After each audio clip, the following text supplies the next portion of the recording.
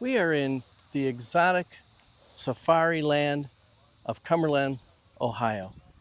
Welcome to Guest Adventures, where everyone's a guest, including me, including her. This is Allison, special guest. How are you doing today? Good. You looking forward to this safari? Yeah. Yeah, me too. Sounds like a lot of fun. Well, I hope you come along and enjoy the view with us.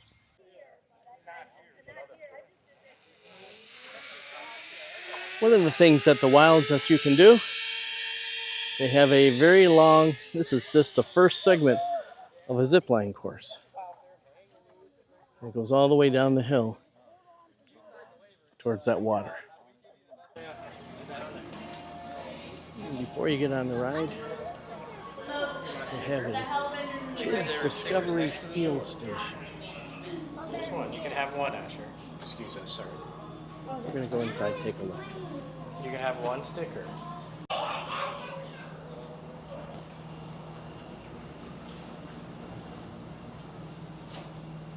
at all the turtle shells.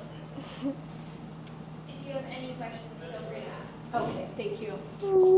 And there's your snake skin.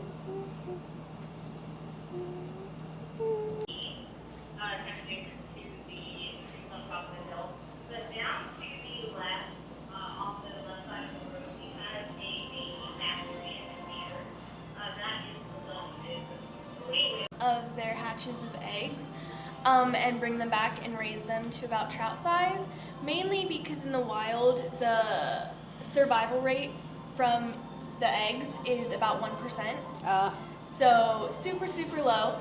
And Because then of predators or just... Yeah, predators. Okay. Even sometimes the male hellbenders will eat the egg.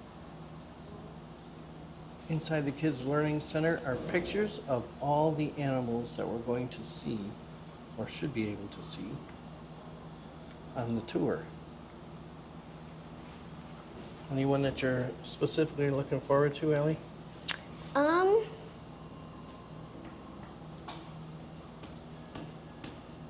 No, not really. I want to see the southern white rhino.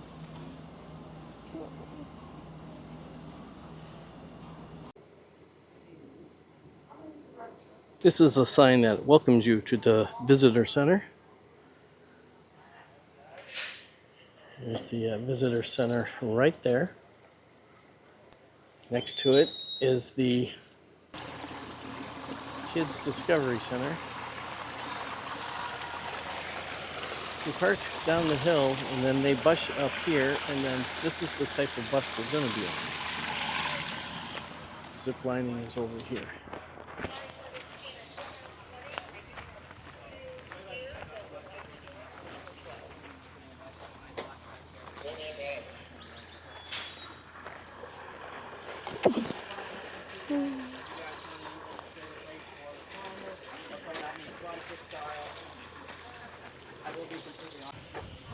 Ellie, down this path is where they get ready to go zip lining. Something we're not going to do today. But you ever zip line before, Ellie? No.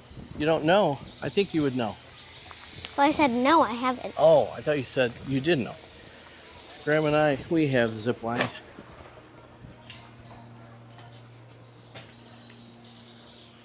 There's one of the towers back here.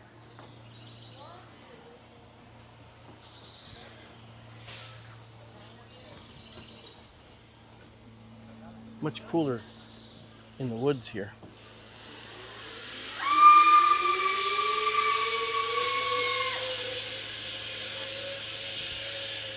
Apparently this is the singing zip line.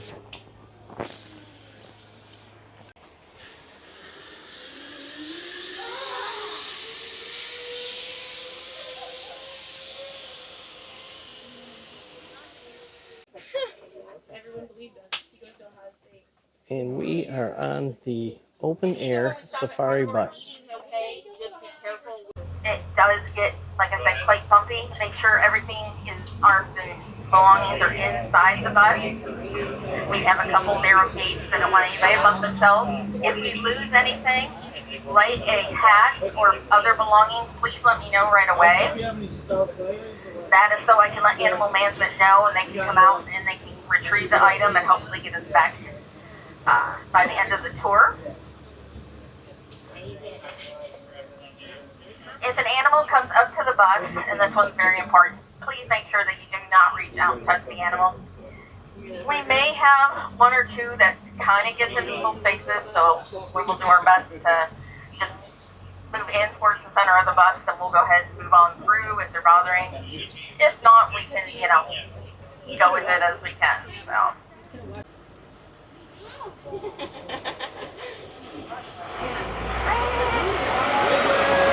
Hi, guys.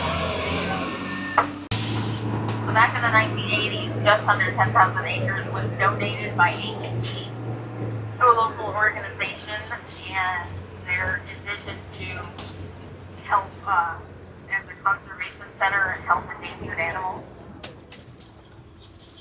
It was brought to be, and so we opened 31 years ago. We had our 30th anniversary last year. If you see animals, just let me know. Shout out next month so we can hear you. Because yesterday, I'm too short, I couldn't see some antlers sitting up down in there. So if you do see something that I miss or can't turn around to look at, let me know. Skin. So all those folds, there's about a 2-inch thickness on the skins there. See the little ones? We have one. I'll tell you her name when we get a little bit further away. She had to be hand raised because her mom did not do well right after the birth, so animal management chose to take over and give her some bottles. And last year she had to be taught to be a rhino. Basically, whenever she'd come up to the buses, we had to make sure animal management would come by and shoo her away from us because she was actually little enough to where she could have gotten lodged under us.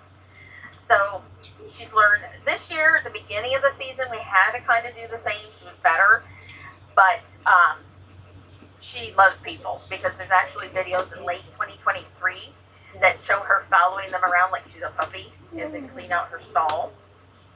Use that to acclimate the young ospreys and get them used to the area. So they have bounced back rather well. They're doing much, much better. So we have seen quite a few, but you can see kind of the white on the osprey. So keep your eyes peeled. We may see them flying and catching a fish. We also might see the eagles, although I haven't seen them much lately. Some of our animals, but the parodied deer, some of them have that. And the opposite ear is the gender tag. And that's just to see how they move about with their ears. And like, instead of recording it on something and uploading information, they can look in real time where the animals might be, how they move about, just so that we can always learn more about them. Back here, I'm going to bypass them for right now, and we're going to go see the rhinos up on the hill. So just bear with me as we hit a couple.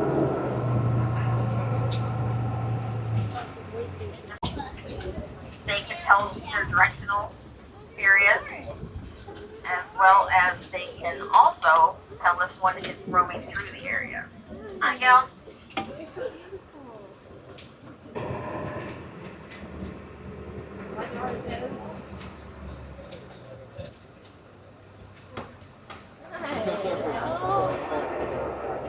I'm going to get in front of these guys up here too. Because if one of them is 75, I can't tell if one of these gals are. She and I have a complicated relationship. She sits in front of my bus and we'll just stand there. So, alright, go ahead. It's on their way. Those animals walking by were Persian onagers.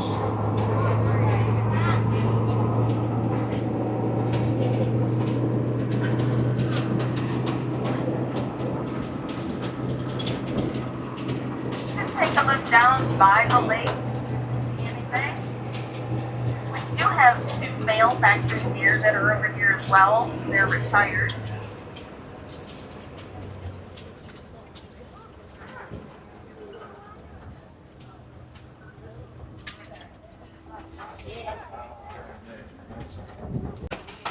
So that's the lake that's like to sit down in.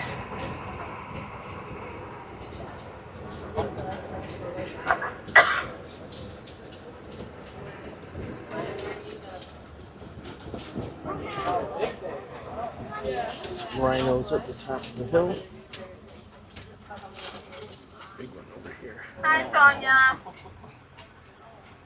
Her, you can call. She's had 7 young ones, and she doesn't care. She wants them there. But she actually is a grandma with the addition of the new one. I don't see Mama for the new one. Unless she's up on the other side here, but we have not gotten a very good glimpse of her. I saw a very fuzzy picture taken from a very big distance. That's the closest I've come. There's one in the bush up there. Yeah. So see, if they're as they eat, you'll see that prehensile lip sometimes stick out.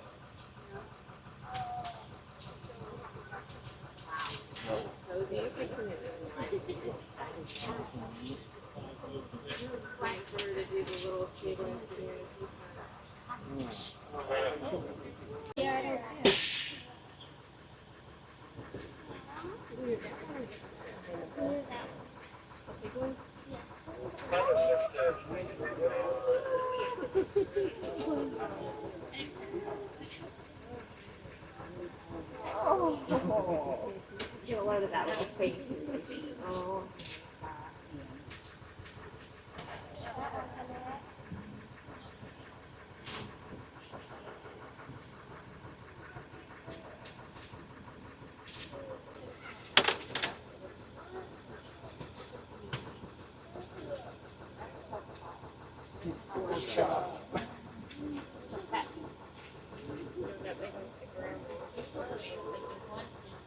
Please can come right by so we can take a picture.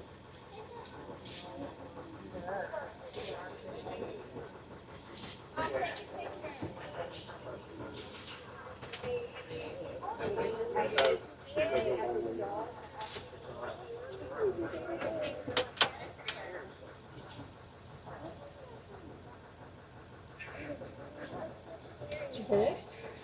Wow, nice. Nice. It looks like an elephant.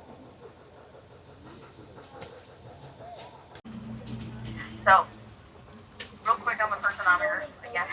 On the topic. So, when we first came over the hill, the first animal. That is because these are the males, and it is their rutting season.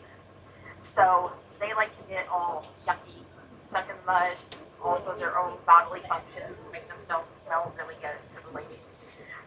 Take some aquatic plants, even just grasses and mud, throw it up in their antlers and on their back, and they will walk up to the female, and they will, and the only way to describe the sound is they will belch at them. And we may hear one today, I'm not sure, if one gets close.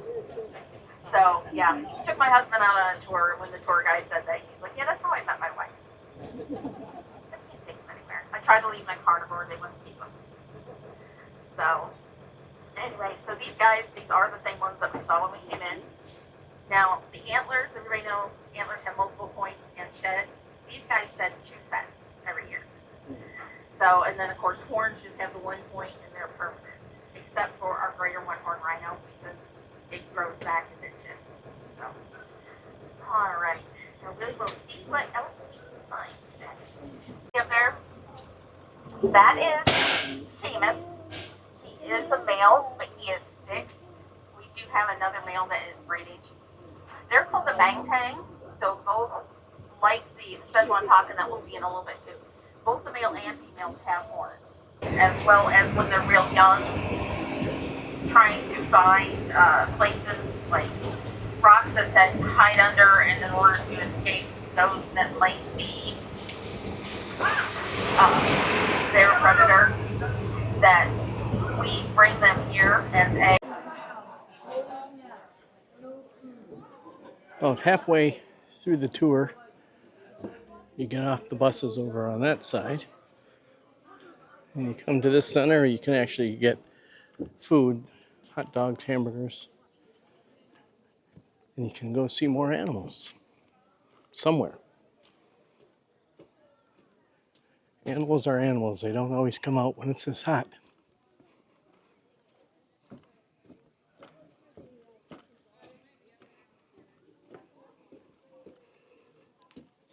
Here's some sleeping.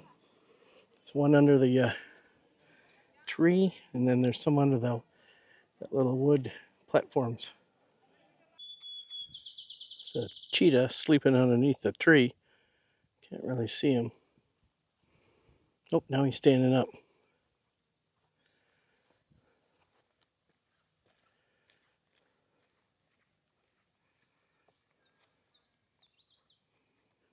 He's going back. Had his nap. Now it's time to sleep. Alright,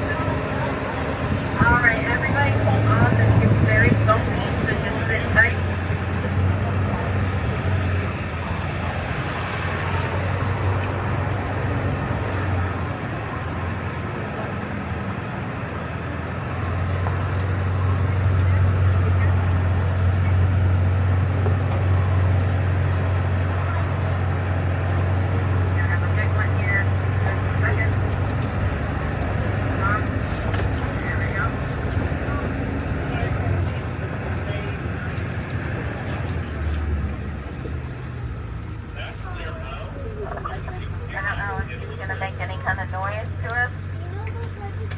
This is the one that makes that belching sound.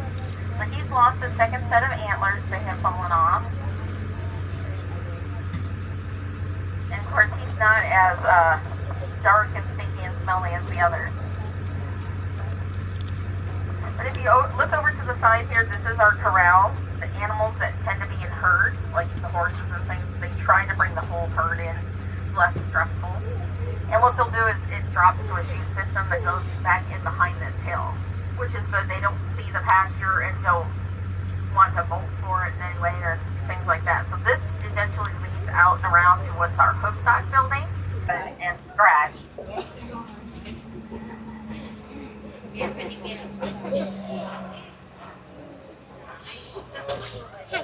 Like I said, she comes up to the side of the bus, just pull back and don't reach out and touch her. Now you see the humps? The humps are filled with fat, not water. Like I said, I'm not putting the air brake on. I don't want to scare them.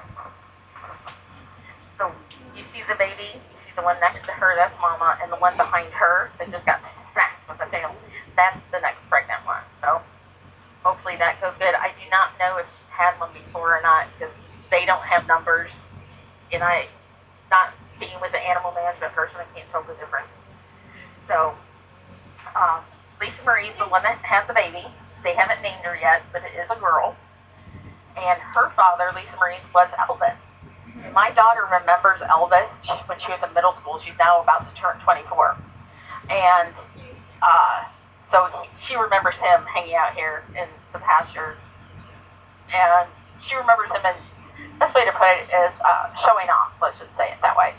So that's the one thing she took from that trip.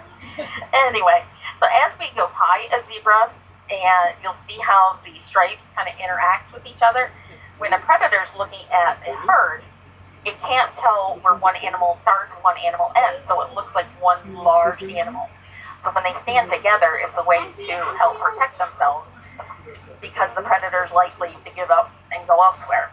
Now the flies, they don't like the stripes, they don't like to land on them, as well as, you know, the stripes, the cool in the dark, does keep them a little bit cooler than just being all one big black horse. So I love how they're made is the stripe, just like the neck stripes are, how it just comes up into that. Probably the closest thing. Now they can jump up and they can do some damage with the toes on those. Now they run about 40 miles an hour. Now, like the camel, they have real long eyelashes. Now the camel, they can pinch their nose, nostrils closed, and they can purse their lips. These guys, they have an inner eyelid, and then they have the outer eyelid that comes up from the bottom, actually. You see the dark spots on the back of the head, that's their ears. They do have wings, but they don't fly. They just use them for balance when they're running, or they are, you know, laying an egg. So the eggs don't hatch because we don't have a male, so they're unfertilized. Because the they're doing pretty well as far as out in the wild due to ostrich farms. They still get poached as far as the eggs go and things like that, but for the most part, they're doing really well. They're here for just a little bit of diversity in our collection here, and I call them common relief. Their names are this, that, and other. I couldn't tell you the difference on these things at all, really. We have a new one, so she's kind of adapting well. Like I said, I'm not even sure which one she is anymore. They lay an egg about every 42 days. I missed one day by like minutes. The tour guide behind me said one had laid one right by the gate. Well, they're about this big. You can fit 24 chicken eggs inside an ostrich egg. And it's a really hard shell. One of our tour guides actually has one, and he threw it to me. Well, not threw. He tossed it to me, and I thought I was going to crush it. You know, when I went to grab it, and it gave me a little heart attack. And no, it's relatively hard. You know, you wouldn't want to throw it. We have two different kinds. This gal here, this is a Maasai giraffe. They're from Kenya and Ethiopia area. Let me get up here.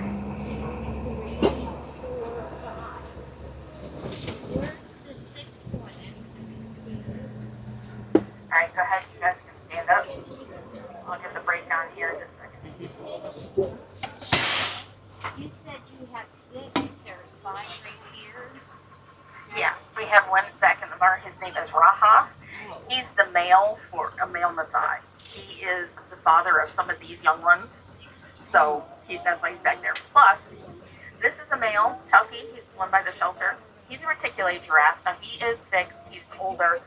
So they don't interbreed in any way. But the males, even though he is fixed, they may have somewhat of a territory issue. So we want to make sure. So he stays out. Tuffy is our ambassador. He is basically, if you ever see a wilds advertisement on a billboard or anywhere. So just like the white-tailed deer, they have these little white spots on them. They have a little bit of water. Yeah. And with all that rain yesterday, we have a couple of those spots. Yeah. Well, I'm sure. Really, they don't swim like our Parrot David that we first saw do, but they do get in the water and do enjoy that as well. Oh, sure. That one looks like Guys, it must pass stand up. where the hell I don't like it.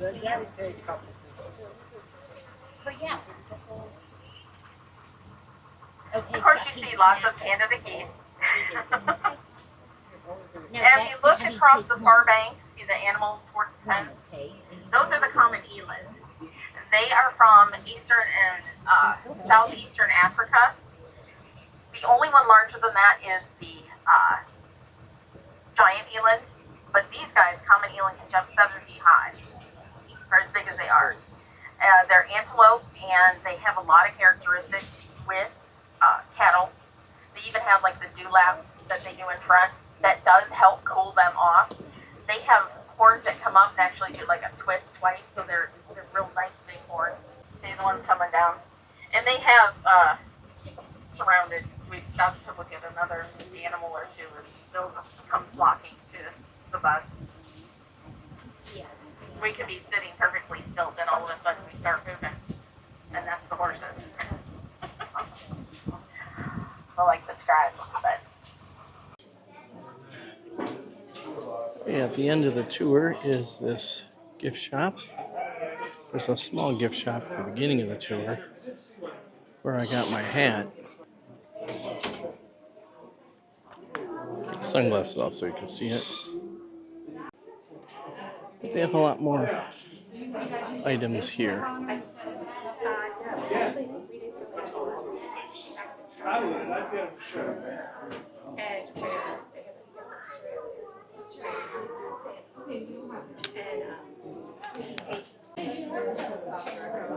In the event you want to take your own animal home, whole shelf full.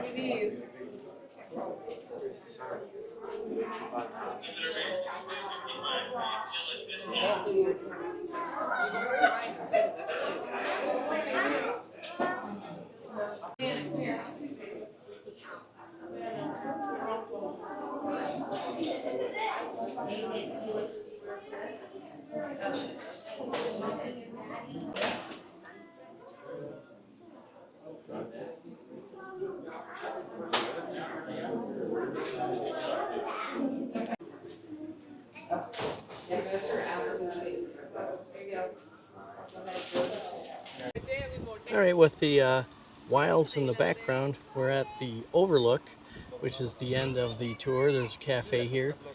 There's also a gift shop with a lot more items than the gift shop that was in the beginning. What was your favorite animal that we saw? Probably the rhinos. The rhinos? I like those too. That was pretty cool. That and the giraffes. The giraffes are always such a cool looking animal. Yeah, it's hard to film in an open area like that because you don't get close enough with the camera to the animals. So you really got to come here to really see how cool this place actually is. It's huge. And it was more than a 2-hour tour. There's 2 different types of tours. Did you know that? The tour that we were on called an open air tour.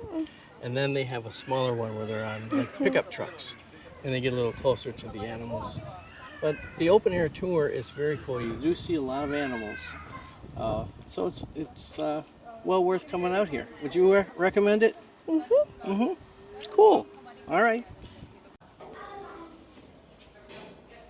Along the wall inside the Overlook, the air-conditioned building, are these signs and plaques about the actual area and the history of the area. They don't photograph well.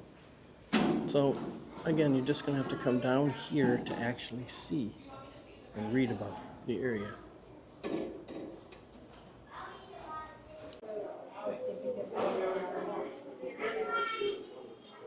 Here's an extensive list of the Founders Club, the people that helped open this amazing plot of land.